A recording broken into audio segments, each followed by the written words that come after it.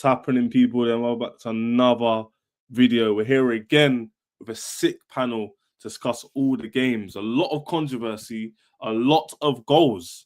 I, for one, wasn't expecting so many goals, even without the top six. Do you know what I'm saying? You got Everton, you got Villa. You see what I'm saying? The mad thing. Certain teams we need to speak about, though. Certain teams crumbling. Certain teams overachieving, you could say. And we're going to discuss it. Of course, M's in the building. Always here. Always supporting the man D's. What you telling me, bro? Big up, my bro. Yeah, man. Late night show with the man them. How can I say no after a loss to Arsenal? But I'm here, man. Big up, bro. To be fair, you actually said yes before you even lost. You didn't do the thing where it's like, oh, we lost, like I can't make it. You were like, yeah, I'm gonna roll. That's cold. My fellow Chelsea fans, put them together because you know what, Chelsea are together as a community in it. So it's only right we join together. You know what I'm saying? Pause. We got, you know what I'm saying, abs in a minute. Started this early, innit, bro? Collectors Club and that. Come on. I haven't seen Abs smile this much since I've known him, by the way. I have not seen Abs smile this much since I've known him.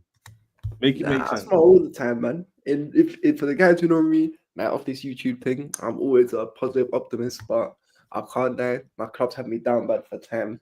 But it's calm, man. Listen, 3-point collectors, we're back. We're back now, innit? And Ahmed, you did call this. You said it would be easy win. I don't know what score we predicted, but I think you said 3-1. I said 3-1 as well. But how you feeling, man? You know, man, another 3 points. You know, on Sunday, man. That's what I just do, man. 3 points at a time. It's the best way to put it. 100. And then we got someone here who's a bit melancholy. You know what I'm saying? He's a bit dull. It's his first time on the channel. Big up Rat for joining. I had to get Rat on. I need that analytical calm sense in streams. That's what Rat brings.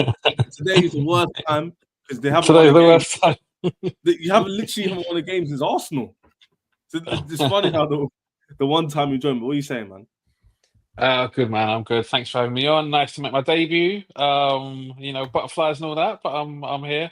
Unfortunately, it's not following a win, but yeah, still, like I said, it's still good to be streaming you. Chez, I've obviously been streaming you for years, man, and same kind of thing with the other guys. I'm trying to think who's the OG, because a lot of OGs, right? Was you there with the Champions League when Chelsea won it? Did you join then? Yeah. Well, I mean, we're going back like four years. Yeah, I mean, so I first time started on the terrace, but that was like before COVID when they had the you would have been there. Yeah, you would have a while back. So yeah, but anyway, nice to be here, man. Thanks for the invitation. Yeah, big up everyone. Big up. This is Rack right now, by the way. I'm joking. See, yeah, man. It's like I draw one game and already one game. That's the standards, man. The standards are high. But don't forget, people, we're really close to 1K. On this stream, I want to hit it, man. This weekend, minimum, I need to hit 1K. Minimum. Once we get that because only a few weeks ago, I was on 300 followers, whatever it is, subscribers. So big up the man for subscribing, but we're very, very close. Let's do that this stream. I know more of you will jump in soon. And yeah, man, hit the like button as well. Let's start with, I've got Arsenal fans coming through. So let's start with Liverpool. Because Rack's here, a few Chelsea fans are here, and we can get M's perspective in a neutral sense. But 3-3, man, very, very crazy game. Newcastle moving like they're going to go for the league. That's what confuses me the most. They were just, they haven't, right, you know, so Pete, they haven't showed that much fight all season, by the way. Like, against Chelsea, no. Against Arsenal, they didn't play great, but they got the win, right? Arsenal didn't play that good either, so they kind of got away with that one. In the league, they've been poor. Lost at home the other day as well. Like, how are you feeling, man? 3-3. Salah doing his thing. We'll speak about that separately, but how are you feeling?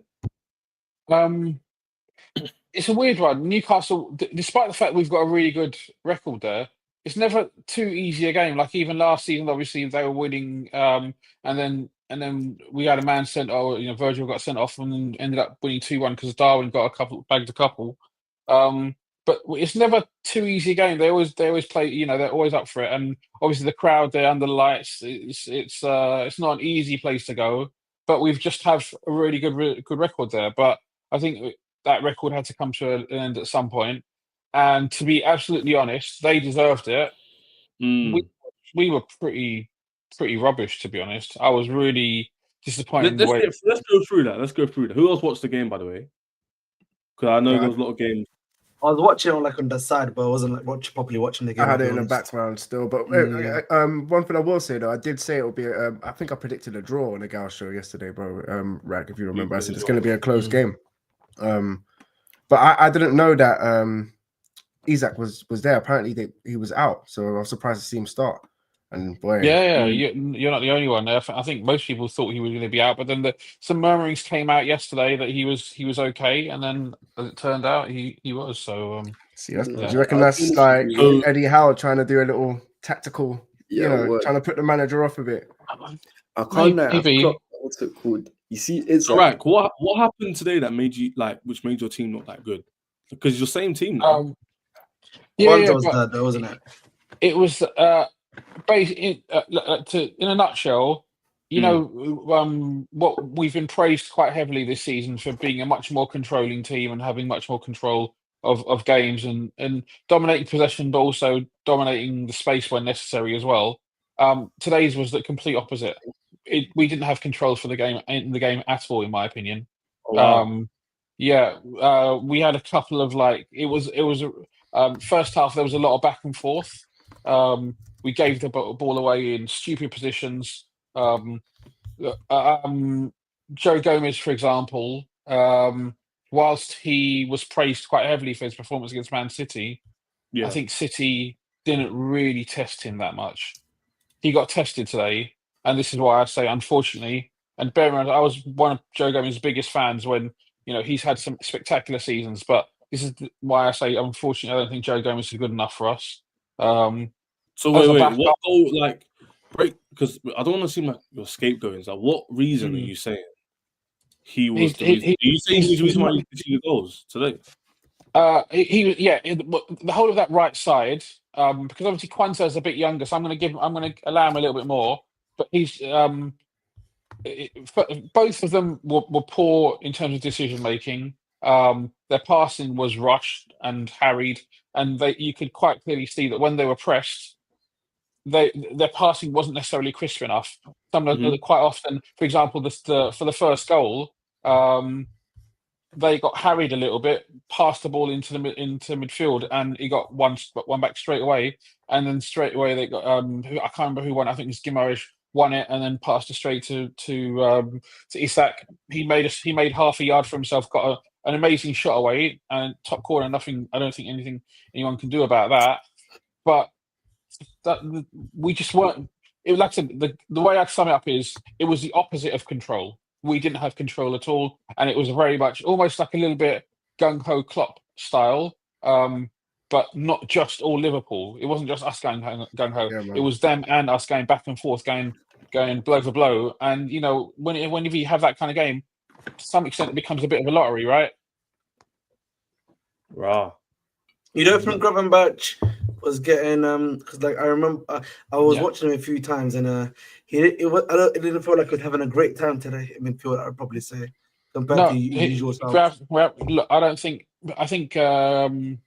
McAllister was good. I don't think Gravenberch was particularly good, but I think again I kind of allow Gravenberch to a certain extent because this is his first time playing in this midfield, and I've said it before. I've said it for weeks. I don't expect him to he's had a spectacular season so far, but I don't expect him to necessarily continue like this without going through a few up and down periods. I expect him to have a few bad games. Because he's not Caicedo, is he? He's not Caicedo. You can't be flawless every game. But also, he's also playing in a different position that he hasn't played in the Premier League. So for someone to just come in and just take to that like a duck to water and then play at a high level from the get go without any down games is unrealistic expectation, I think. So I'm not going to be mad at him for that. Yeah. Who throws out to the panel? Yeah, who Rax put that down perfectly, considering we didn't watch the game, but we can kind of depict what's going on from what he said, right? What I would say is let me ask M's first. Yeah, should we view this game? We're going to talk about Salah, by the way, because it's crazy numbers. Would you view this game as Newcastle's one of the toughest away games in the league for every single team on this panel and every single team in the league? or are we viewing it as like this kind of proves Liverpool can't really go and do this mad run they need to do to win the league? How would you see it? Bro, it's right in the middle with that one because I do think Liverpool will struggle going away to certain teams, and Gravenberch will struggle as well. I think you can play Gravenberch and you can play him as like a lone six when you're playing at home. I think Liverpool can dominate the game a bit more at home, but when you're going away to teams like Newcastle, but they haven't been great at home this season as well. Let's not act like they have been. But when a team like Newcastle gets up for it, it's a difficult place to go, 100%, and you're going to need a way to manage that and get 3 points at tough grounds when you do go away. So it's one of them ones, man. I would like to give credit to Newcastle because I don't think anyone predicted a win for them. Everyone was predicting a Liverpool win. So yeah, man, hats off to them. No, but the thing is, where guys are being a bit disingenuous is that because you see when it comes to I really don't like defending Liverpool, by the way, because their fan base wound me up to extreme levels. However, when you look at this season, right, you look at the grounds where they have gone and picked up wins. They've gone away to Old Trafford, and listen, Man United, they are down bad, but it's still not an easy place to go, and they're collecting 3 points.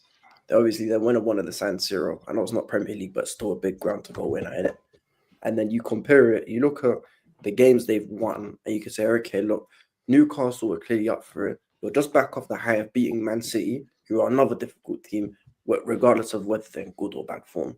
So it's one of them where it's like, I don't know, you're not gonna win every single game in a league campaign. It's not gonna happen like that. That's not how football works. So as long as they wasn't cool.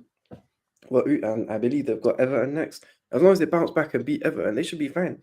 100%. But yeah, but you know what's weird as well? Like you guys are trying to do. I hear what you're saying, bro. Because Liverpool are trying it. Like some of their fans are basically trying to put more pressure on the Everton game to give themselves like an excuse kind of thing for like not winning. Not even about excuses. Whereas for me, the Everton game should be easier for you. Like you don't always smoke Everton. Nah, don't do that, bro. Everton's a derby for them. But it's like they always smoke them, bro. We always smoke Newcastle as well, right? Everton done something to them is when they got Van Dijk injured. That was it. Last season, Everton dunked on them 2-0. Everton beat us last season. Everton beat what about before that, though, man? I can't remember many hammerings from Everton, bro. No, it's true. I'll be real with you. You see, Everton fans, they're the most depressed fan base in probably the entire in all the divisions of English football. They hate their team. The only noise they make, they just boo. If you hear some of their games, they just boo and boo and boo. The only 2 games where you ever see some kind of gas or whatever is Liverpool home and away. So they'll be up for this game, innit? Yeah, they will be up for this game. This will especially watching how this game went, they'll definitely be up for it. And the thing is, I think Liverpool will be even more. The thing is, obviously, they obviously scored the equaliser in the last couple of minutes as well, right? Yeah. And that's also galling because at some point, we've been applauded for being a very controlling team, and when you're winning and it's a tight game, and you look like you're going to sneak away with a win. The last couple of minutes, you need to have some discipline, right? And the fact that Kelleher tried to pull that, you could have either caught the ball, or if you don't think you're going to get it fully, just get something on it so that if it goes behind for a corner, it goes behind for a corner. But don't just leave it and take that risk. And I know, obviously, a lot of it is hindsight, and Kelleher has been great for us. It's just annoying. It's the circumstances behind it as well, which makes it a little bit annoying. It is football as well. It is football as well. What I would say, I think Newcastle again going there is obviously going to be difficult. It's not just for Liverpool, for any team in general. So again, I don't think that's much of an issue. I just think with Liverpool, you just hope obviously this is a blip in the road. And I think with Kelleher, I think it's just about the fact that he's not got that experience, has he? That's all it is. Sometimes, with Alisson, he's been through these big moments. With Kelleher, maybe not so much. And you just hope this is a learning curve and he doesn't make that mistake again. So that's part of it. They're never supposed to. I don't hope, man. Long may it continue, bro. No, I'm saying, I'm just speaking from a Liverpool perspective. I'm trying to be unbiased, but obviously. No, but even if you do the unbiased thing, bro, Kelleher has been outside for a while now. He's not a child. But like if you last season, he played a few games, right? If I'm not mistaken. What's your point here? What's your point? Like, what are you trying to say? I'm just saying that Keller has not played in big moments. That's the point. Like barring like the Carabao Cup. Wait, what's that point? What does that statement mean? Like, what are you trying to say? It means that he hasn't got that the experience to know the experience and the know-how. I'll probably say like on what to do in these key. Nah, I'm not hearing. I'm not hearing. He was just what's it called? He just played because this is another thing I don't like. You can't hide behind this whole inexperienced nonsense, but then praise a man for dropping a fantastic performance against Madrid and Man City. It can't be just a case of bro, listen, you have to keep it consistent in it. Today, Kelleher dropped a stinker, but the bigger criminal for Liverpool fans is the guy with the ponytail. I don't need to say his name. Just call him the guy with the ponytail. Wow. He might be pound for pound the worst striker in the Premier League. Are we talking about Noodles? The guy with the ponytail, bro. Noodles. No, right. To be fair, like the thing is, even if you wanted to argue against it, there's actually not. No, but I'm not arguing against it. I am absolutely not arguing. Right. I'm actually 100%. I agree. I agree. It gives us nothing. I tweeted about it in the game. Gave us nothing in the whole game. Run around a little bit. Because the thing is, right? Nothing of substance. He's not great at hold up. He's not a great finisher. He's not a great dribbler. He's not got the highest of IQ. He was anonymous. He was anonymous the whole game. What did he that chance? Did you probably know this because I was watching. I saw this chance because I turned my screen to it. Yeah. So there was the Diaz cutting. He obviously missed his shot, but then like he got the rebound and then he kicks it with his left foot and it literally goes towards the corner flag. And I'm like, he had time to switch it to his right and actually just make it. I think at the time it would have been 3-2 for you, if I'm not mistaken. And I was like, that is actually crazy what he did there. Literally, so yeah, man. I agree with you. The question asked was kind of loaded, and it kind of implied I was saying that Liverpool could have. Not for the first time. Not for the first time. Today, you man were on it. You man saw through the loaded question. Like, yeah, I don't agree, but I give you, man. In my opinion, yeah, I'll give you my take quickly, and I was going to say something after. I don't think Liverpool are out of the title race, but what I would say is they need to be a bit careful in it. Because it's not necessarily losses that will drag you back in. It's draws as well. So, like, for example, in the next, 5, if they draw another game, now the gap closes to 5. Even if they win the rest of the other 4 games. And we win our rest as well. Because the thing is, the Rack's team is they're not just looking at Arsenal or Chelsea. Man City is still there too. You might even be thinking they're gone and they're not gone. That's not how it works. Like, you're not going in game. So Ches, sorry, I just want to make this clear. Is this you finally admitting that you're in the title race? No, so I'm going to play someone today, yeah? Whoa. You just said you're looking over your shoulder. You're going to see Chelsea, Arsenal, and it's not just us. You're going to have City. So you finally admitting that. Retract that statement right now, Ches. Retract that statement. It won't be used against you in court, bro. Retract that statement. No, what I said was this, yeah, very, very looking clear. over your shoulder. What I'm saying is, a few more draws, you're going to see Chelsea, Arsenal, wait, and City is still there. Hold on. This is under the pretense that Chelsea and Arsenal both win their games. 3 points at a time. Oh my days, bro! You're 3 points at a time to the last game of the season. Hey, you man, let me finish my point. What I said was, if Liverpool's to get a draw out of 5, and Chelsea and Arsenal's to both win, then at that point we're definitely in the title race. If it's 20 games in the season, how can we not be in the title race 20 games to a season? Yeah. And Abdul Ahmed even doing this now, I'd have to admit it. No. If we're game week 19 and we're still 5 points behind, how are we not in the title race? It's not even. It's out of my hand. I would have to disagree on that one still. Right, how long do you reckon it's going to take for these guys to have some chest, bro? No, it is. We are not. Listen, right, how long doing this thing? What's wrong with That's why I rate Rack, bro. Yeah, because when I asked him, about the title race, as soon as he beat City, he said, "Yeah, that's it. It's ours to lose." No, the M's. You know what I mean? I agree with you, by the way. But the Chelsea fans here, yeah, they're doing this. They're going, "Oh, Ches, I'm a smart guy. I'm not going to say we're in title race to get hit with that same stick." Last game of the season. Remember Jose? Remember Jose's little horse? You guys are the little horse still, right? Little horse drinking the milk. Yeah, go on, and then at some point you'll get like a pony, and you get the pony grows up, and then it becomes like a bigger horse, and then all of a sudden, maybe 2 or 3 years you got a stallion, right? Something like that. I know ponies are different. Ponies are a different breed. Ponies are a different breed. But anyway, you know what I'm saying.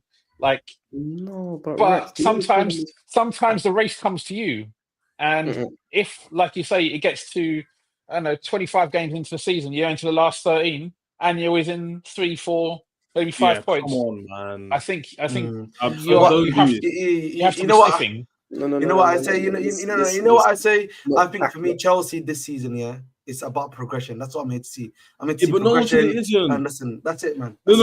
I'm saying two things can be true. You know what? Do you know what the problem is?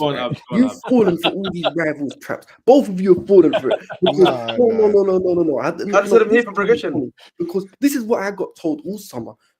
Why they let Raheem Sterling go? Why is Ben Chilwell? I hear you. These guys are gonna finish 9th. They're useless. Newcastle better than them. Wolves are better than them. 1.5 billion spent. The new manager. He's supposed to be doing a championship manager and all that. That's what we got told. No, but I'm actually saying 1.5 billion spent. You've signed so many good players. When you look at your team right now, but as a Man United fan, bro, I wish I was where you lot are right now. Because when you look at the players, you lot have fast forwarded, yeah. Us giving you patience, bro. I'm really sorry, yeah, but you've signed so many. I'm sorry, bro. Sancho, Felix, Jackson. Look at your midfield. Bro, you've got such a good squad, and you've assembled good players there, and you've brought in a good manager. Missing his point. What he's saying is, this is I'll say to him on that point in particular. Abs can finish what he's saying. Yeah, what he's saying is, you see what you're saying. The rivals weren't saying that 3 months ago. Exactly. I was actually saying Sancho's going to cook. I was telling you, man, are going to cook. The general consensus. The general rule was that Chelsea. I was on the streams. I was on the stream. I'm going to say this now. I want you lot to win the Premier League, bro. Do you think I want City to do a 5? Do you think I want Arsenal to win the league? No, do you think I want Liverpool to win the league, bro? I need you lot to step up, bro. I hear it, but here's the problem. And I'm not even saying you in particular. I'm saying the narrative as a whole. Because the narrative was, okay, listen, you're down bad. They sacked Poch. He's like, they sacked Poch. Now they've got a championship manager. A lot of people got on to sacking Poch as well. No. This is what the narrative was, isn't it? What I don't like is suddenly all the same guys who were crashing on us differently saying, you lot are washed, you're not doing that. And now suddenly saying, you know what? We're gonna start setting expectations on you. Yeah. No. Okay, bro. Do you remember Leicester? Do you remember when Leicester came up? Yeah, and no one predicted them to do it. No one predicted them to win it. But you know what, bro? 15, 20 games in, No, but here's the difference. People started taking them a bit more serious, innit? For the first 10 games, everyone was like, they're gonna drop points. They're gonna drop points. Here's the big difference, right? Leicester, they caught themselves off guard. They caught the league off guard, and this is what you can do right now. No. But most of us don't think we actually caught you off guard because most of us knew that there was something that these players had something about them. They could do. Supposed to be Arsenal's season as well. Arsenal bottled it there. Yeah, and Spurs were supposed to win it, and they bottled it, and then Leicester crept up and won it. Yeah, but the difference. This was supposed to be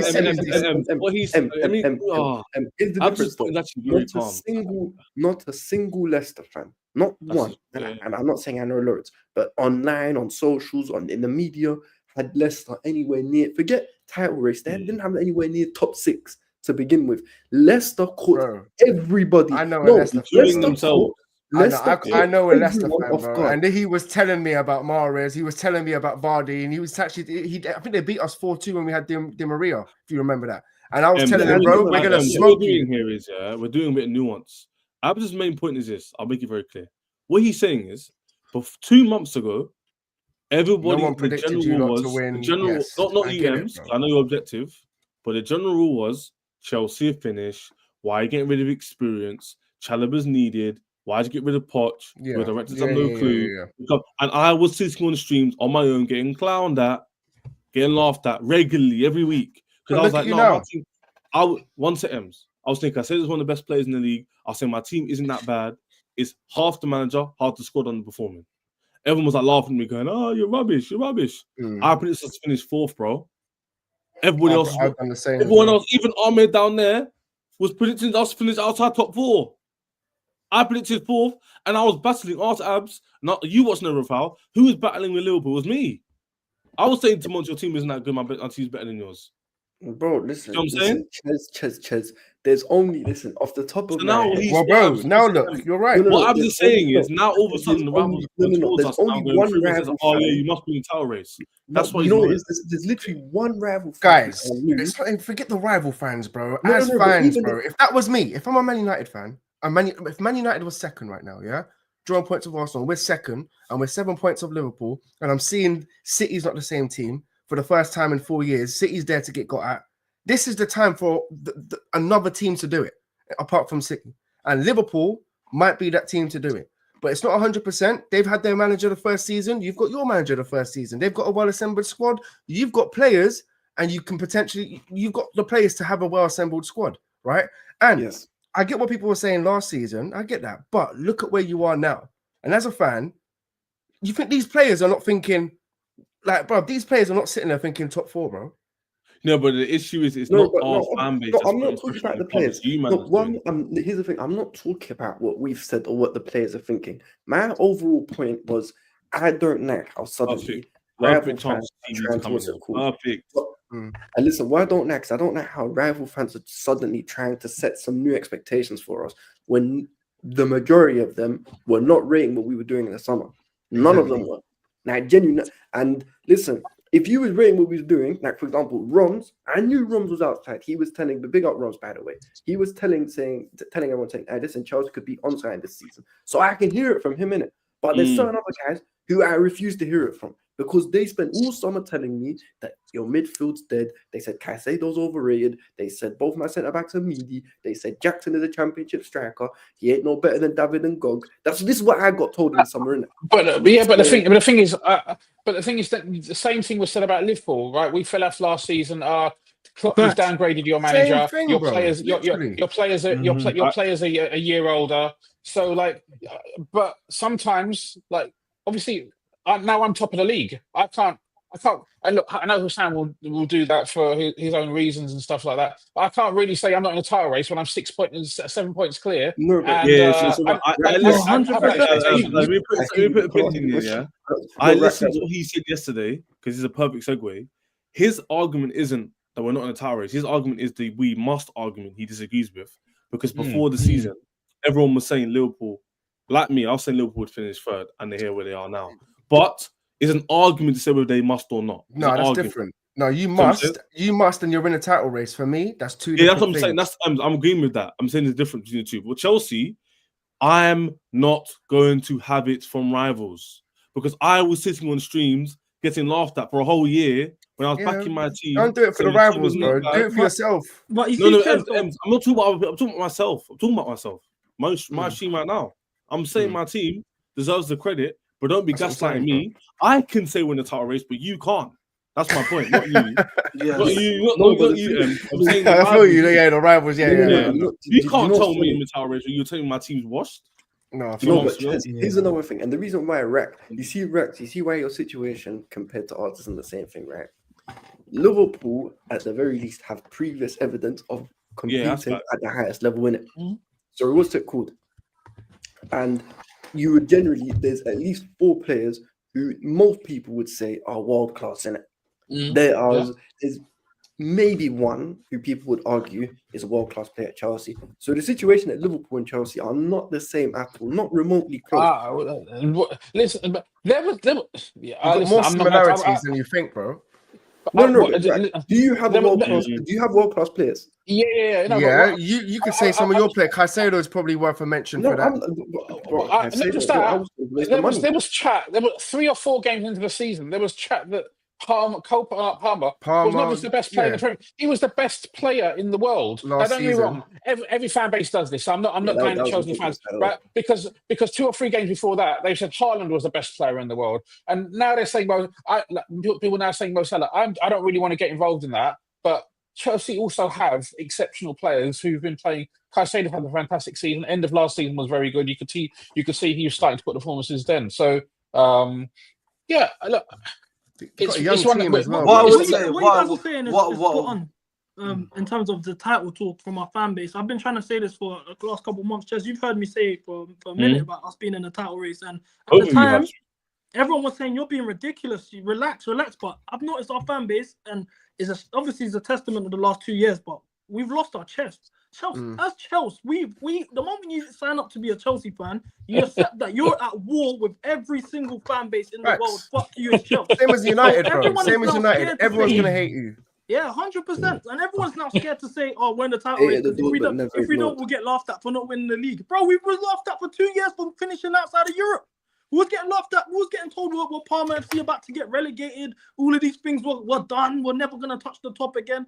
God forbid someone laughs at us for finishing second or third in the league, bro. So I've said it from early. Our standards anyway as Chelsea should always be a league title. We spent £1 billion. You know, we had a lot of injuries. We rebuilt the squad even more. We brought in a new manager who they said was meant to be the messiah of all the tacticals. And I think it was nothing wrong for me saying let's go for the title at the time. You know, Syria, all your points here, what Ahmed said before, right? There's a line in between. The point is that before last year, you would expect Chelsea to win the league and compete, but no one could see the vision, right? The manager was poor, the injuries, etc., right? But now, because we've got a team we can actually believe in, what you're demanding is very fair now because we can all see the direction our club's going in, innit? So I don't blame those people last year or early in the start of the season going, "Oh, I'm not too sure, you know, top four, even though you saw it, I saw it, not top of the league, but you know what I'm saying, competing for third, fourth. But now you see our team going in the right direction, you kind of believe in it. So I disagree with Abs like, playing to the rivals' traps. I don't give a rivals. But no one can say anything to me personally. I've been back in my team for the last 3-4 years. Yeah, but what I would say, that's exactly what I was trying to say. Don't do it for the rivals, bro. I'm back in my team to your expectations should be coming from your fans. That's why you got to wear your headphones, man. And that's what I always say, man. Meet everyone else outside and just focus on winning. No, but Ahmed, you said to me, we got to game 18 and we're 5 points off. We're not in title race. How does that make sense? Yeah, Ahmed is sitting on the fence, bro. No, but the reason why I'm saying that, if Chelsea are 5 points behind you in fucking January, is that not a fucking title race? I mean, it is technically speaking. 100%. I know why you're doing that, though. You're talking out of a place of you don't want to get yourself wrapped up in this and we get hurt. Or we get lost. My issue has always been about it. So you want to do the nonchalant gimmick. No, it's not even the nonchalant gimmick. I actually think for me, it's just that I still think if I look at my squad, there's still 1 or 2 pieces I think that's still missing. I'm pretty sure some of you guys may agree. No, but that's okay. That's okay. That's where it comes. That's where it actually comes from my perspective. But that's okay.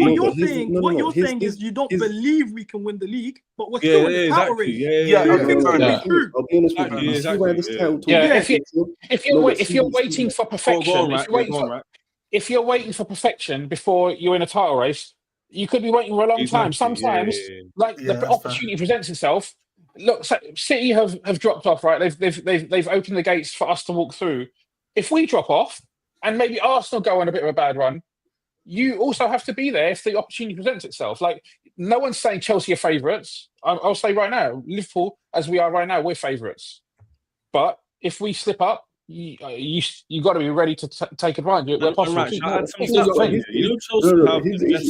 You've actually got the best defense as well. You know, I think you got one of the best defense as well. You've got second best defense and best attack in the league. That's what I'm saying. So all of this missing 1 or 2 players, bro. It's a myth in the system. No, but Chelsea have the best. I think we've got the best away record in the league right now.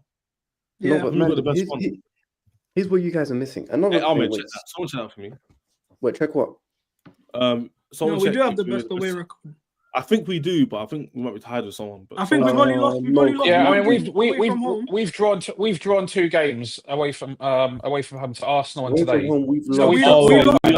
Yeah, you got a better one than us. We lost 1 and drew 1. Yeah, we lost 1. We're one result off. You know what it is, Ches. You know another thing what's it called? I'll be honest, right? Maybe it's me, maybe I'm a bit different to everyone, but when people talk about title races, I like to look at where you are in February, March, as opposed to where you are in what's it called December. Because do you remember like many years ago when Arsenal under Wenger, they go on really good run start of the season and they'd be like first or second or in and around it. And never had a time doing it. Tottenham's the best example. Arsenal, they fall off. Yeah, that's what I was going to say. Tottenham and Arsenal.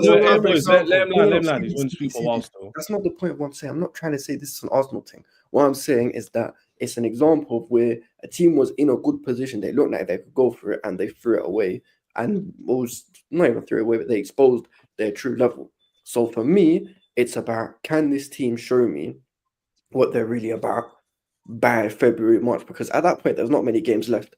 If you're 10, 15 games left into the season and you're 5 points within first, then you're in the race, man. What was you gonna say, Ems? I can't remember what I was going to say, but I can just go off what you said. No, I get that. I get that. But at the same time, who's looking great at this time of the season, this period? No one's really looking great. Do you know what I mean? I know. So as long as, like United back in when we were, as long as, you've got that six, as long as you're in that touching distance, bro, you're calm. Do you know what I mean? And right now, you are. Yeah, that's a good point, man. As long as right you're there, digits, bro. really. But what you the guys question for you would be, someone who's not doubting, but like you're being, I'll say, hyper realistic, would be: do you see Chelsea dropping off that much in the next 4 weeks? I don't. Especially with our next 10 games. Because then if the answer's no, if I ask you, you know what I will say though, yeah. If we win away at Goodison Park, that's when I'm taking this very seriously. No, not Goodison Park. If we beat Brentford at home, I know we're a serious team. No, bro. I take Goodison Park more seriously. The reason why we have never beaten Brentford at home. We've never beaten Brentford at home. This weekend I'm looking at. Ahmed needs the impossible to happen for him to believe. Listen, if he beat Brentford at home, I hear it though. That's never happened, bro. It's never happened. Just what you guys were saying earlier though about the rivals, yeah. You guys look at things the wrong way. When the rivals are putting the expectations on us, yeah, I know they didn't see us being the same way. They didn't see Liverpool being where they are. Both of us were counted out at the time. But when you get these expectations get put on us, it's a compliment. It's respect that they're giving you. I know they're trying to, they're looking for they are obviously in a sense setting you up a bit. But it's respect because they're saying, bro, you man should actually be. They're seeing it. You think these rivals would be saying to us 6 months ago, yeah, you man should be going for the league. These are what the same people telling us we're finishing 10th. I was saying it like a month in already because I had Eric Ten Hag and I could already see the football that you lot were playing. And I was like, I can get behind this, yeah. And when I looked at your bench and I saw Felix coming off the bench, Sancho, you had like, bro, you had like a group of top quality players. Palmer, you had Neto. I was like, yo, Caicedo, Lavia. I'm like, what's really stopping them then? Let's give them that time. I saw it from Wolves. From Wolves, I said, yeah, we're doing a title charge. I don't know if we're gonna win it this year, but that's man. Really, from Wolves. I promise you, go check my tweets. Go on my tweets. No, I believe you, but that's crazy foresight, isn't it? No, because for me, I looked at the season, the way the season's set up here is really reminiscent of the 13-14 season where Liverpool actually bottled the title. But that was a 4-legged race until maybe the last 3 weeks where it was City. Chelsea, today was a missed opportunity. Liverpool, Arsenal. In fact, we should have scored like 8. Yeah, we should have had at least. We had look at the standards. So high, look at the standards, though. We scored 5 away from it should have been 10. We should have scored 10. Man said 10. It should have been 10 goals. It should have been 10 goals. I promise you, Ahmed is a 9. We hit the post 3 times. See Southampton. I'll be real. Listen, I know it's not entire. I know, and listen, I know Chelsea obviously did their thing, right? But at some point, I can't even know. You see these hipster managers like Russell Martin, a certain guy who was at Brighton last season. You know them guys who think that they can play pretty football, that have a goal, do that thing, but they don't play to their players' strengths, and they keep getting slapped. But everyone praises them for it. It's woke nonsense. It's actually woke nonsense. Because did you watch the Southampton Chelsea game? If you did, apart from the Chelsea fans. No. I just saw the goals just going in every minute. Please tell me that's a manager who knows how to. Sorry, the second goal we scored. Please tell me that's a manager who knows how to set up his team. To be fair, that's more quality than management. No, but you know what this is, yeah? I get what you're saying, but I've realized there's a new theme of lower league managers nowadays, not adapting to their players and the squad they have, but just being very stubborn in their approach. And this is the football I want to play. For example, Vincent Kompany last season was very much the same thing. Where it was, you can see with Burnley, they're just trying to do this expansive football. They don't have the personnel to do it.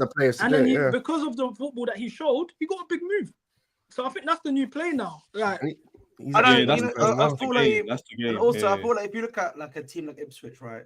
They actually play good football, but they're just missing their chances. If we're being real, like that's a team I look at and I'm like, if they take their chances more, they wouldn't be in the relegation zone.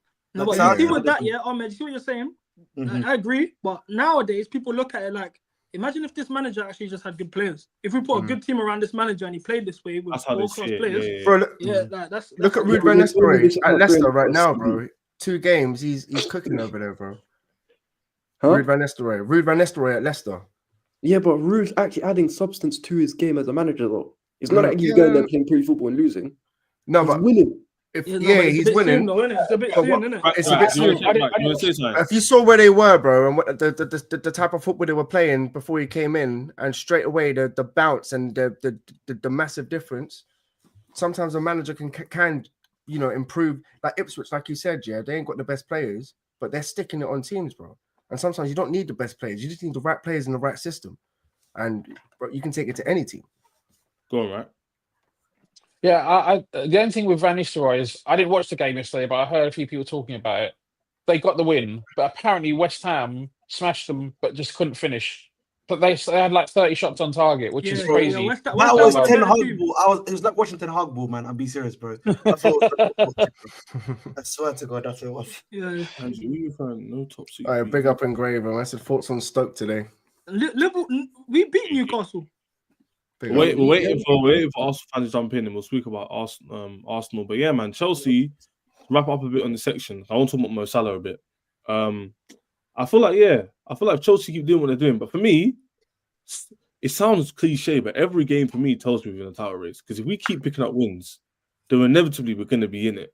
Like if we beat Spurs, for me, I really want to beat Spurs, not because it's 3-point lane and we're used to doing it for the last 3-4 years, because the pressure's mounting from my club, from rivals, not us, and us as well as a fan base. I need to see us beat a top 6 team as well, man. Yes, this is very true. I can't lie to you. I'm not going to be pissed if we draw, but I'll be pissed if that makes sense. I'll be annoyed. Listen, Tottenham is our playground. We got to win there. This one's got to be a win, man. This one's got to be a win. I'm sorry, bro. Listen, you know what it is? Listen, I'm not one of these guys. It's a good game, you know. If we don't win this game, I don't still come out and go, we drew though. Nah, but you know what it is? Just off the fact that we ain't beat no Big 6 team. Have to win it. Our record of Spurs, how good it is, and they're going into a lot of confidence off the big games they've won as well. Like I think that's the only thing. That's the only question mark I have over Maresca, if I'm being honest, is these big games, man. Like he's doing everything right. I think we should have beat United. I think we should have at least got a draw at Liverpool. We literally bent over for City.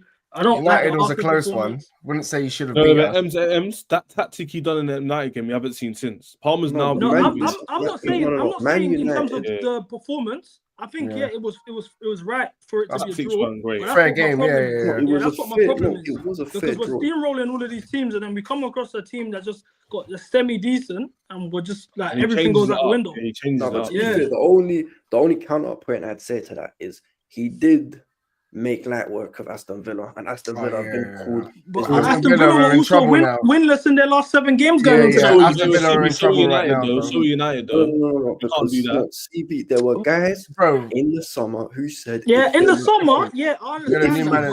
Going into that game though, man. Speaking of Cheds, where's that Josh guy? You remember Josh, the Villa fan who's always he's been hiding. He's been hiding, bro.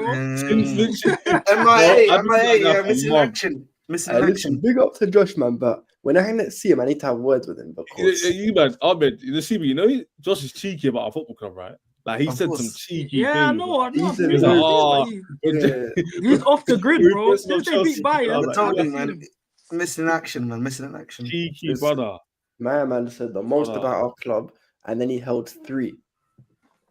Yeah, man. And the Villa one, I agree. Obviously, the London derby against West Ham was nice, but I need to see it in these big games. I think this new Caicedo inverted right back thing, that's going to be the difference in terms of these big games now, because we found a way to balance the 3 of them together. It covers Enzo's flaws. Caicedo does well in that role, and the fact that we just needed a way to have those 3. That won't work against Spurs. What makes you say that? Because they thrive off high lines. That's how they beat the big teams. They'll be mark this down. If we play that same team, we'll draw the game or lose it. Because that high line against Aston Villa, I don't like Spurs' attack, but they've proven my point otherwise, that they can perform in big games. So if we leave a high line with Colwell, Fofana, or Colwell, dare I say it, tossing. No, it's going to be Cole Buddy's show. It'll be Cole Buddy's show. Let's not do this. Let's not do this. It will be Cole Buddy's show. This will be. I'll be that real. transition with Johnson and Warner cutting it across, we'll lose the game, bro. We actually need Gusto. I'll be honest. So. This is where Gusto is needed, bro. I'll be honest. No, see, look, I don't want Gusto playing right back in this type of game. You know, I think there's a reason why he got his 90 minutes today. He shouldn't be. He shouldn't. But he hasn't played since pre-international. That's the reason why he got. This ain't his game. This first game. Trust me, I don't want to see that. You, right? This Go ahead. This is a game. This is a game where we have to do what we did against Wolves: sit back and counter attack. Yeah, you just have to. Because do you know what it is? I'm just gonna tell you, they have Dragusin and flipping what's his name, and who's the other guy? The meaty centre back. I forget his name. The Welsh guy. I know him. Davis. Yeah, and Davis. Yeah, Davis and Dragusin. Now listen, I don't think Davis is a crap player, but he's obviously not as good as he once was, innit? All you need to do is just sit back, counter attack. Yeah, I want the same tactic against Man United, but with Palmer on the right, not in the left half space. No, but Man United was the worst game to do because Man United, the way to beat, well, especially a Ten Hag or Van Nistelrooy or whatever Man United, stick a relentless press on them and you'll beat them. But against Spurs, sit back. If you stick a relentless press on us at home, we would have hit you on the counter and we would have got double digits. Listen, sticking a relentless press on United is cash money. I'm telling you now, bro. The reason why you came out with a draw is because we both were just cancelling each other out. None of us really went for that game, bro. We were both fearing of losing. The reason why is because I feel like personally, and I've seen what the other teams have done when they've beaten you. Spurs did it, Liverpool did it. They stuck a relentless press on you, and that's how they got joy out of you. And in general, that's how you beat Man U. No, I would say honestly, under Eric Ten Hag, I would have to agree. But stylistically, now I would have to disagree. If you actually try and press us and the players that we got on the counter, when all players fit, I think you're actually giving us what we want, bro. I'll be real. Like we struggle more when it's like a mid to low block, and teams are kind of like when the ball gets played into midfield. I feel like that's where the ball breaks down a bit more. But if you're going to press us, and I feel like that's where we prefer that, to be honest, bro. With the type of players that we got. Let's talk about Salah quickly before moving to Arsenal game as well, man. We'll talk about Chelsea last, because I know M's just got to go. But Salah, man, like, this guy is single-handedly bringing you to his table, man. Oh, yeah, like, man. The thing is actually, the Salah Hazard debate is tired because it's not just Salah. I don't think it's just Hazard. It's Salah, it's Hazard. Not much of a debate. They're trying to do CR7 now as well these days, isn't it? No. Salah, Hazard. I've been hearing gigs. These days. I'm hearing. Apparently, Bell went in the conversation, but cool. The reason why I don't want to do the Salah Hazard thing is because like Messi's clear as CR7. If you know ball, you don't argue that opinion. But Salah's not clear of Hazard. That opinion, bro. And Hazard's not clear of Salah. It depends what you want to look at. Messi's not clear of Ronaldo, bro. Hey, listen, man. Allow me. Neymar's better than both, but that's enough. Messi's not clear of Ronaldo. I'll be real. You know what? No. Ches. Let's make it. Let's do one which isn't really a close call. Neymar's clear of Gareth Bale. That's more. This is Neymar's the best footballer to ever play football. No, we want to get the what? No. I don't think Neymar. I think even Ronaldinho. I think I'd put Ronaldinho above that Neymar. No, Ronaldinho is better than Neymar. If you look at what Ronaldinho was doing at Barcelona, Champions League, played in a better era, isn't it? I'll be honest with you, right? Neymar's one of the most disrespectful players to ever live. So, you said one thing at the start, and then got sidetracked. How did we get sidetracked? No. Yeah, that's a mad pivot, though. I don't know how we got to this debate. It was you. Hey, you started it, Ches. You were like, all right, look, Messi's clear of Ronaldo. Every time we bring up Salah, Hazard gets brought up, but they're two goats. So like, I'm not going to make it disrespectful. Do you get it? Because I'm going to put Giggs in there as well, bro. If you're saying the two goats. All you disrespect, allow it. Well, maybe let's just not talk about comparisons, but we can talk about the form that Salah's in right now. He is playing. Yeah, I want to talk about Salah, man. Like, he's so cracked. What is he on? Like, what is going on? This is, you know what I mean? This is the last goal. Right, that third goal looks so hard to do. The last dance, man. It's the last dance. Yeah, you hit the needle in the head there. It's the last dance, bro. You know what I mean? I can't believe you lot had him, bro, and you sold him. Let Rat talk in it. I can't believe Chelsea had him, man. Look, there's been a few players Liverpool have had over the years that I've felt privileged to have, and they've always kind of come up clutch. and Salah is one of them, man. Like, the goals now, he's added more depth to his game in terms of the creativity. So he's not just a goal scorer. And I think it's all been said before, but I think a lot of teams would have expected a player of his age to be falling off. And actually, what he's doing, he's not necessarily getting better, but he's just reinventing himself a bit. And that's what a lot of great players have gone on to do. They'll start in one position or start out with one role, and then they'll adapt because maybe their physical traits deteriorate or they develop their game in other areas. Salah is now not just our chief goal scorer, but our chief creator. And look, I'm privileged to have him. I'm privileged to have had him at Liverpool.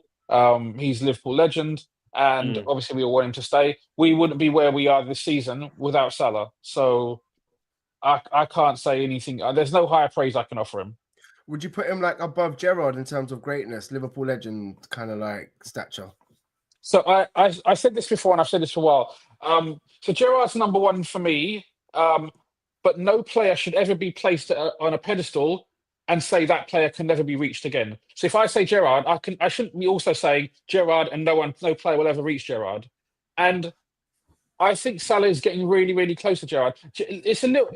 It's different because what does Salah have to do though?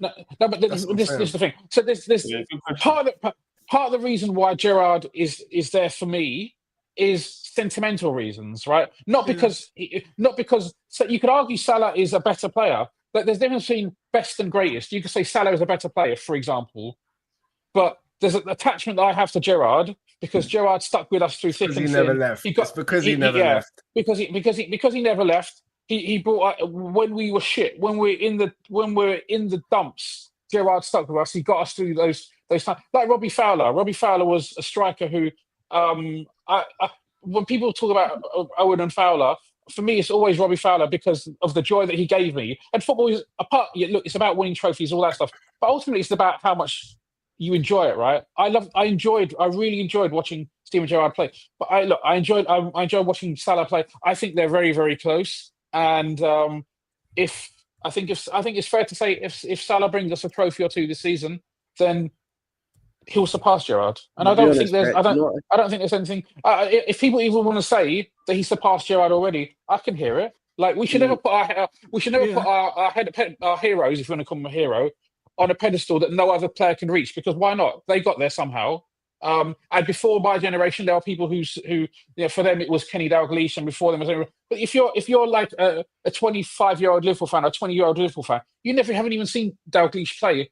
You can copy and see what your elders said. Oh yeah, Dalglish is the GOAT, but you're never really going to feel it.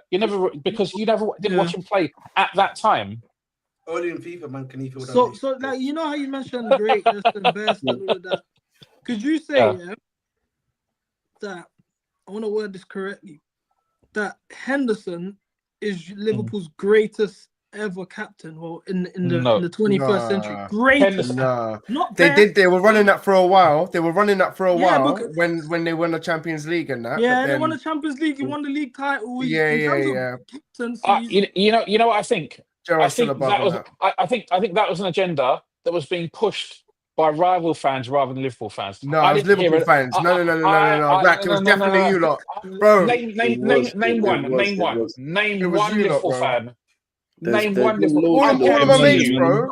I guarantee you. A low IQ conversation on here, man. Yeah. Listen, I don't know a single Liverpool fan. IQ, but these Liverpool fans were literally saying Henderson is one of our best. I don't want to differentiate words. I don't want to disrespect no one. Like M's is. CB's question is very smart and loaded. Obviously, his point is technically, I get it. Technically, he's smiling. Technically, Henderson is the greatest, but that's because of trophies, not because of quality of player. That's in the conversation. Yeah. No, but Henderson. No, but the difference is Henderson individually was he's one of those guys who was a right place, right time situation. Reality is he's a very, very, very, very mediocre footballer who was carried by a superstar team, and the fact that he was very with what's his name? With added two more berries in there, right? You didn't need to do that. With what's his name? With someone like Salah, with Virgil, with Trent, with Alisson, with obviously Mane and Fabinho and Firmino before they left. These guys were actually at various points considered world-class footballers and performed to that level, innit? And Salah has obviously performed to such a consistent level. He's brought back hope. He's brought back hope to the Liverpool fan base, and he actually added there's substance to that hope as well.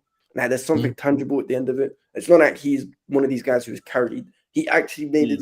So this is where I'll be honest with you, right? As much as everyone talks about sentiment or whatever, bro, Stevie G slipped, man, and Salah won you the league. So. Same amount of Champions League as well. But the difference is he did slip. But he did slip. But he's still our legend, and we won't hear it any other way. I guarantee you that slip has something to do with it. Your legend doesn't have to be perfect, right? John Terry also. See what I'm saying? Listen, you know what's coming. That's why I didn't say nothing. You know, that's why I didn't say anything. But the thing is, you can't.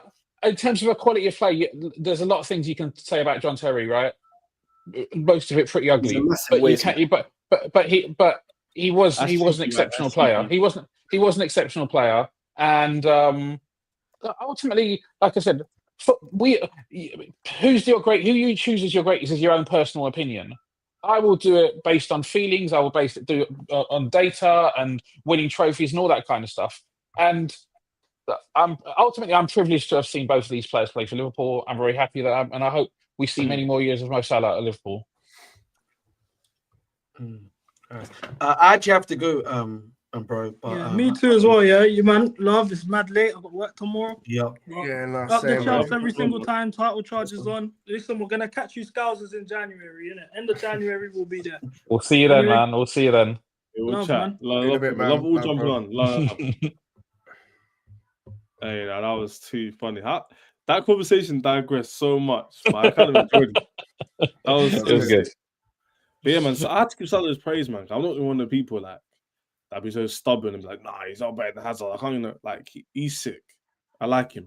He's a good player. I never not liked Salah. It's just when people disrespect Hazard, that's when I get a bit like, yo. That's when it becomes one of the Prem goats for a reason. Yeah.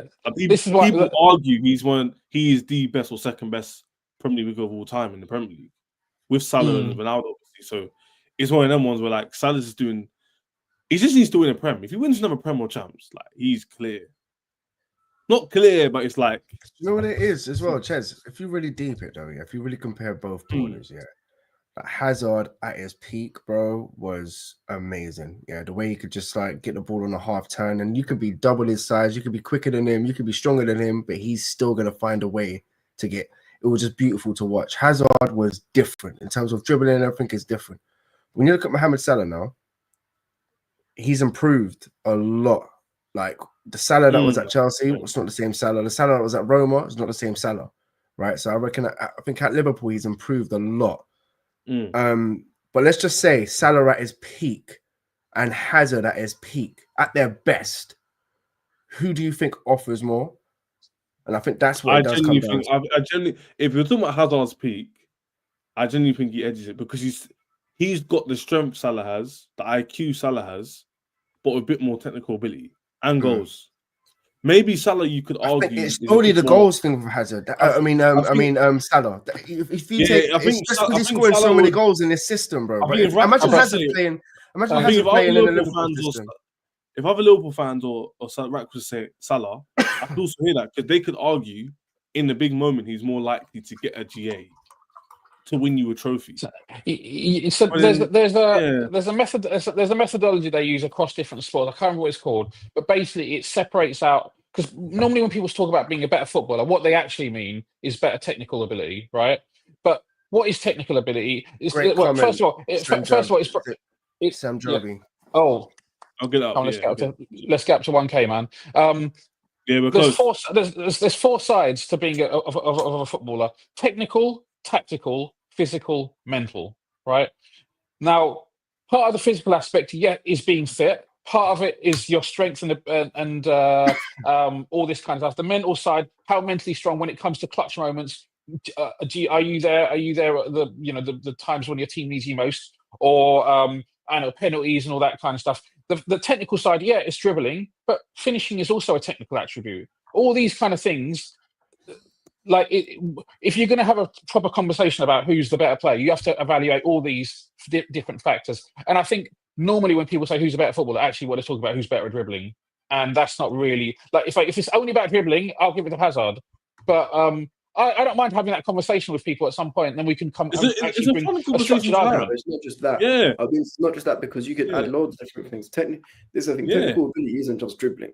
But that's what a lot of people. That's what a lot of people say when they think you're technical. They just think about dribbling. But there's so many different elements to technical ability that aren't dribbling. Yeah, I'll tell you something that has nothing to do with dribbling. I can tell you for free. There's 2 things I'll tell you that Hazard can do better than Salah, for example. For one, I think he's a better passer. I know that. Listen, Salah's got all these Trevella assists or whatever, but Hazard's a better passer for me. Okay. He's got a better weak foot than Salah. There you go. That's 2 things with a technical ability that have nothing to do with dribbling at all. Off the top of my head. Okay. So there you go. That's true. That's true. Physically, but maybe that you're entitled to your opinion. Yeah, this but again, normally when I say physical, most people will think, what does physical mean? Our strength. But actually, there's more elements to being physical. Salah, not so much nowadays, but Salah had an engine working back and forth in a Klopp system. He was tactically more, I would argue, tactically more flexible because he's played as a number 9. He's played, obviously, as a wide player. He's adapted his role as he's got older. Anyway, look, we can have a show just about this. And I'm not saying, I'm not dissing Hazard, because Hazard was a joy to watch. Yeah, this is Salah's if we take all the bias aside, Hazard was a joy to watch. So we could have a whole show about just these two or evaluating what a good footballer is. Yeah, definitely. But listen, J. Cole said it himself, that night 2 legends can't exist. In this world they can, because they have to, because it's hard to put one down. Like it's difficult, and also, it's more difficult because one's playing and one's not.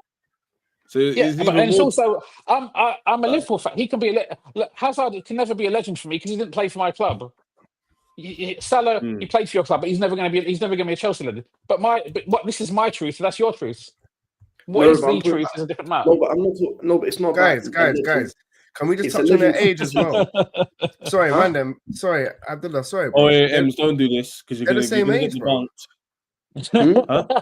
So wait, how old is Hazard? How old is Hazard? You know what I'm about to say, right? You know what I'm about to say, right? He started his career earlier. Right? Come on, we could do this all day.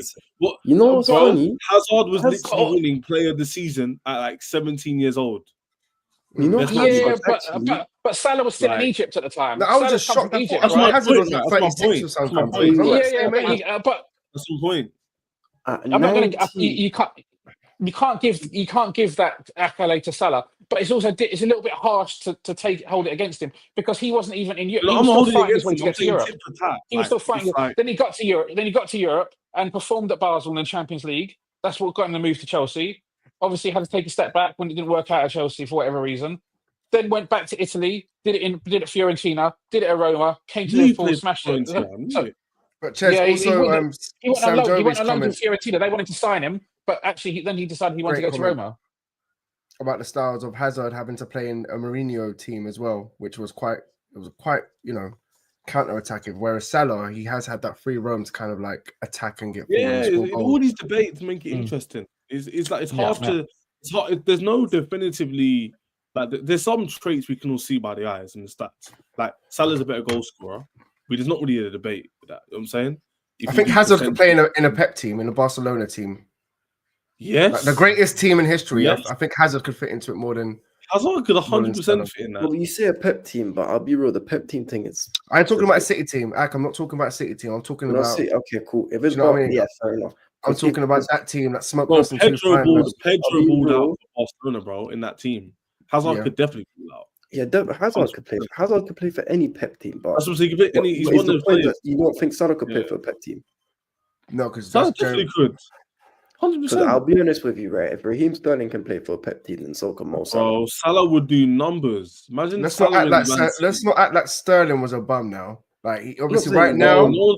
I'm not saying he's a bum. I'm saying that, bro, there's levels in it. Yeah. Sterling was imagine Hazard. Sterling when he was 18, 19, actually had the opportunity to watch this guy, and some of my boys played against him. And bro, he was from 16. He was one of the. This guy was on the radar. Sterling is cold. He was playing for Liverpool at a young age. Young Sterling was cold. Now even when he had he had the high top in it, short back and sides with the high top. You remember them ones? But when I used to play when I used to watch him play, he had the small shape up, bro. He was just quick. And you know, there's another one as well, bro. Chamberlain, see him through the academy when he was 16, 17. This guy was different out wide, bro. He was different, bro. You couldn't stop this guy. You couldn't stop him, bro. He was powerful, pacey, throwing the ball quick. Do you know how mad it was? The worst thing that happened was when he broke his leg against Roma. Was it? I think it was. Was it broke or ankle? One of them two. Who, Chamberlain? I forgot what it was.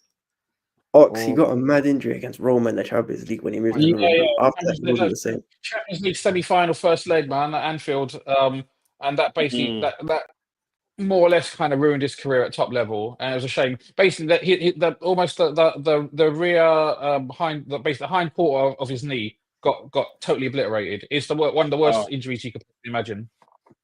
But yeah, man. Ox was a baller as well, and he was actually cooking at that point.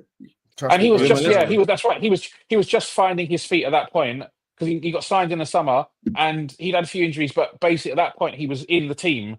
He did it against City, scored a blinder against City, and was doing it against Roma. And you know who didn't do it? Gabriel. He wasn't there, but they still managed to score their headers. Arsenal today. Nice transition. Nice transition. Man, he wasn't there to score the headers, but someone else stepped in. Before we do that, 60 subs away from 1K. I'll probably hit this weekend, but regardless, I want everyone to subscribe. So everyone on the playback who's watching, everyone will jump live the next 15 minutes to jump on for. Ems has got his chance to speak about his team, who did lose.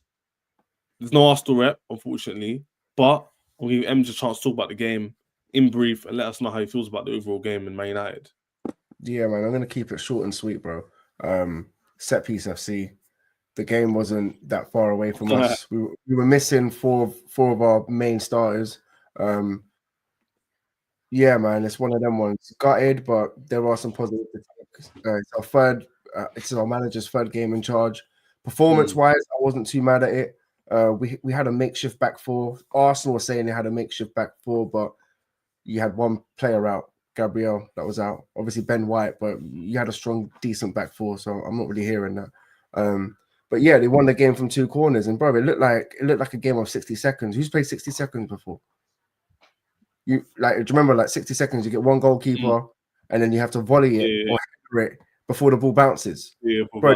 That's all these men were doing on the corners, bro. Bro, it was an absolute joke. I'm not sure if you watched the game, but these that were the way they were doing their corners, they were taking they were taking like 3-4 minutes, to take a corner, like proper hyping up their corners, bro. Like on the second goal, I'm not making excuses, but someone does need to take a look at this because they've been doing this quite a lot in set pieces, where like even today, for example, Højlund, he's gone up to head of the ball and he just had Saliba right behind him, giving him a big push in the back to allow the space for someone else to go and header it. And the way they're doing it, I don't think it's fair. But at the same time, look, no one expected us to win.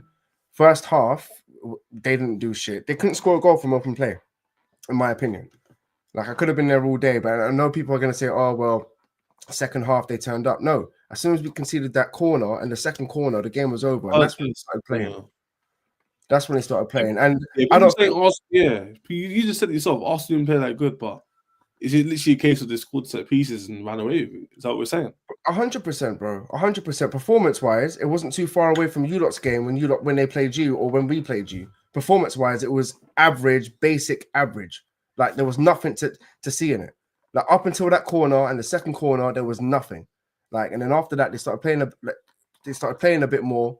But even us, I reckon there's still levels that we could have gone up. The players that came on second half, we improved a little bit more. There is positives, but it's one of them ones, bro. I don't think they're going to win the league from the way they're performing. If you lot couldn't put in a proper performance, like I said to Hooks, I said, bro, take away those two corners, performance-wise, you done nothing. That should have been a draw.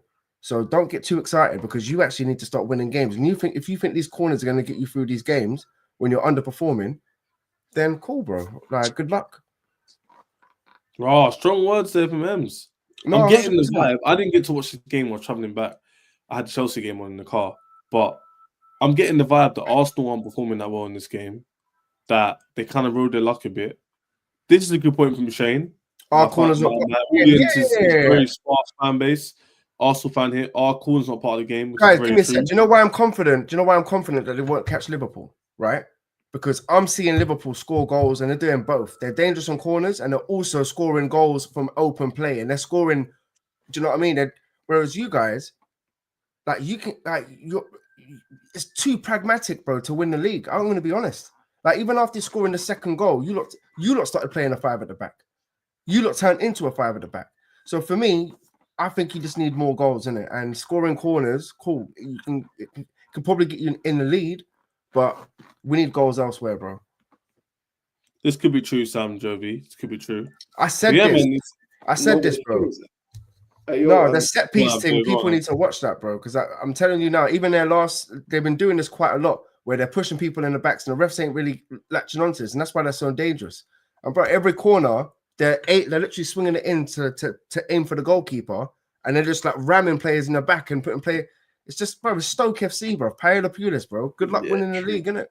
Man said Stoke. On the Man United thing, though, I'll be honest with you right now. Listen, I'm not even trying to do this to point score because I'm not one who thinks, especially with the way that United have been the last few years, I don't like to get onto their players because the environment hasn't been one which helps players thrive. But that Højlund, brother, I'm sorry, he's not it. He's not it. See, Xerxes, I think he's someone who's a victim of a bad environment. Højlund, though, he's cheeks, bro. Yeah, the one thing I can only say with Højlund, bro, is he's 21. There is like room for improvement, but I would have to 21 tax. He does need to. No, he does need to improve. I'm not gonna lie. No, but I'm not hearing that. Do you know why? Because how old was Jackson when he came into the Premier League last season, Ems? Yeah. I'll tell you, he was 22. Yeah. No, I'm not making excuses, bro. No, but you see what it is, though. I'll be honest, right? Because look at Ahmad, bro. Nunes is but the thing is, Ahmad's 22, I think. No, but how much is Nunes? I believe in the idea. No, but I believe in the idea. And listen, and the great Alex also believed in it. If you're good enough, you're old enough. That's the first thing in it. That's why I personally believe in it. And also, I'm looking at some of the other young G's. So you look at Kobe. I know Kobe's not been great this season, but he's at least shown that he has the capability to perform to a high level in it. Obviously, you got that Euro guy who's just come in. Bro, someone's chatting shit like Shane. Yeah, you're telling me we were missing the same amount of players as you. You were missing Gabriel and you were missing White. Right, we were missing Martinez, we were missing Luke Shaw a day before he was training. We were missing Luke Shaw a day before the game started. We were missing Kobe Mainu. There's a fourth which I can't actually remember, bro. We started the game with Maguire and Mazawari right centre back, bro, with De Ligt, and then Bruno, Casemiro wasn't there, and even the first half, Rashford didn't start, Ahmad didn't start. Like, come on, man, we were missing more of our starting players. Like, I don't know what you're talking about. You were missing 2 players. Yeah. But what's this Bruno on the pivot thing, by the way? Bro, I have no idea. He wanted legs. That's all I can say. He wanted legs in that midfield. Even Mount. I've done a watch along, bro, and someone was asking me, what does Mount even do nowadays? He's good at running. I figured it out. They were like, what is he good at? He's good at running. That's it. I'll be real. If United that 60 million is looking so sweet. I trust, but I'll be real. If Man U, there's too many guys. When they bought him, I was so happy. You don't understand. I was like, oh my gosh, you've actually got rid of him. Liverpool dodged a bullet with that one because they were linked with him as well. Yeah, true. But Liverpool would have been a good move for him. Liverpool needs someone like Mount. They've got Szoboszlai. That's my point. But Mount's better than Szoboszlai. That's the thing. That's what I'm saying. Mount's better than Szoboszlai. I don't know. But Abs, only based on the fact we've actually seen Mount perform in the Prem to a certain degree. You Chelsea fans can tell me more about Mount because I ain't seen this guy. I still ain't seen him in the United. He's doing what he was. What he's doing for you now. I'm not even sure we even signed Mount. That's how deep it's getting. I don't even know who this guy is. He's an imposter. I swear I don't know who this guy is, bro. I don't know who this guy is, is, bro. He's got a number 7. One time, yeah. He said, Mourinho said it best. At 21 years old, back in my day, he was a man. I never thought of Lampard or Roman as developing when they came to Chelsea. That is not the case today. Yeah, probably not. But I'll be real. You see, Man United, they're probably the only team right now. And I've watched a lot of Man United. Not by choice, but just because I don't know. Because one of my guys is a big United fan and he always chats ish. So I got to make sure that at least his team can back up what he says. They are probably one of the very few teams who have major physical and technical deficiencies in their team. Now, they have both of them in so many areas. Now, for example, why is it that all of your midfielders, apart from Kobe, why are they scared of the middle of the pitch? Why are they scared of it? Why do they not want to play football? Bro, I'm not going to lie. You need to understand something, bro, yeah? Under this new, I have no confidence under Eric Ten Hag. I could see it. The gaps in the midfield, bro. You're lucky we didn't speak last year because I would have been agreeing with you on everything. That gap in the midfield, every team is walking through us. It's too easy to concede. We're not pressing. We're not getting everyone looks like they're scared. I'm talking about the fact that these guys, they don't want the ball. They're not trying for the ball. They don't pass. You're talking about today's game. No, I've not. I didn't watch today's game like that, innit? But in general, today's game. It's funny you didn't say that because today's game, similar thing. Around the 80th minute, I'm seeing players hide. I'm seeing players not want to show for the ball. I'm seeing players making runs just to show themselves making runs, but they're not actually showing for the ball. Boy, it's one of them ones, bro. But look, it's gonna take time. Our managers. This is our 3rd game under this manager. So it's going to take some time, bro. Do you know what I mean? I reckon some of these players are going to stay. I think the funny thing is, bro, that our new signings, I'm actually looking more confident in them improving this season. And as well as keeping some of the good ones as well. Like Mazraoui today, he wasn't bad. And again, mistakes. The second goal, but there was a bit where Rashford, he's trying to clear it. Arsenal on a high press. And Rashford's on the corner. And bro, he's tried to do a kick up. And then boot it out, but he's ended up trying to lift it, and the ball's gone out for a corner, and then from that corner we concede. So it's cutting out. As a manager, bro, what are you supposed to tell that player, bro? What are you? Do you know what I mean? It's a lot of things, bro. It's a lot of things, but there's improvements. I'm already seeing it. Today we conceded, bro. We lost the game from 2 corners. We didn't get pammed like we usually do under Eric Ten Hag. So just give it time. It's a humbler, but. Yeah, bro. You lot have skipped your process as Chelsea fans, bro. I'm telling you, you lot were supposed to have a process, but you jumped into future with the amount of players you brought and the amount of money you spent, and even getting this manager in. I feel like we're still trying to catch up to that process. No, but this is hindsight. No, but listen, I'll be honest. This is hindsight. What's it called? Let's not do this. No, but Emmy, I'll be real with you. See, when it comes to this process talk, I feel like every single big club they build in their own way, isn't it? And it doesn't, and people seem to think it's a new era as well, bro. With this Ineos thing, it's not like the Glazers. The Ineos is actually coming with the sporting directors, and they are making shrewd signings. Some of them might be some of them might be right or wrong, but even Xerxes, there was rumors of him going back to Italy in a transfer in January. Yeah. So, and also, I know you can say different people have different rebuilds, but most people don't have a rebuild that's going to when they go and spend £1 billion or something like that. No, 100%. Rebuild. We're not spending that much money. It's actually 1.5 bill. Right. No, but the thing is, what I mean by that is 1.5 from. No, but there's 1.5 bill, bro. Come on, it is. Listen, we did spend silly money. That wasn't my point. My point was more on how teams rebuild themselves to get to certain terms of what the strategy is, what type of players you bring in. So, for example, when Klopp rebuilt Liverpool, he rebuilt, apart from maybe 1 or 2 guys, most of the guys he signed were players who had already performed at a top level in the Premier League, like Virgil, Mane, all these guys in it. You look at Arsenal; they did a young player. It was shrewd with Liverpool. Even Van Dijk, bro. You didn't have the money for him, and you went in the season. You lot were tapping him up. That Van Dijk signing it's crazy how Yeah, the Van Dijk, but that's what I'm saying. Innit? They had a clear idea of how to do it. Man United, it doesn't need to be a thing of give Amram 4 or 5 years and let him do what Arteta did. You need to have your own ideas as to how you want to get. Already happening. No, we're not trying to do the delay thing. We're not doing the 90 million on Anthony. We're not doing the. Do you know what I mean? I don't even think, bro. Was Højlund under Ineos, bro? I don't even think he was. No, Højlund was under Ineos. Højlund was great. I'm trying to say, bro. So all of those. Exactly. That's what I'm trying to say. The only thing I would say is that I know the Ineos process has started, but you have been recruited younger players and talented players for longer than before Ineos came on board. So to some extent, maybe the profile maybe the profile has changed a little bit in terms of the style of player.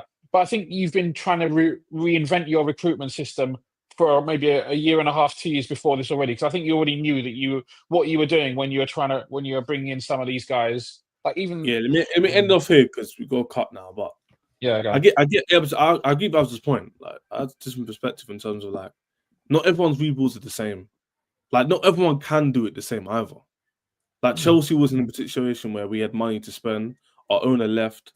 It was in that situation where we were able to spend our money, and we were able to do it. The government allowed it. Whatever the situation was, we were allowed to. Liverpool can't do that now. Man United, even though they have billions, can't spend their money and clear their debt for reasons because of PSR and stuff. So you're not going to see the same rebuild as Chelsea or Arsenal. You got to do it your own way. So if Chelsea spend 1.5 billion in 3-4 years and we get to top, you spend 1.5 billion over 5 years and get to the top, it's still the same money spent, just over a different period of time. So that's what I'm saying. Like you have to basically do the best way you can as a club. That's what I would say to that, innit? If you can't spend money, like if Liverpool want to be shrewd, they're going to be shrewd for how they do it.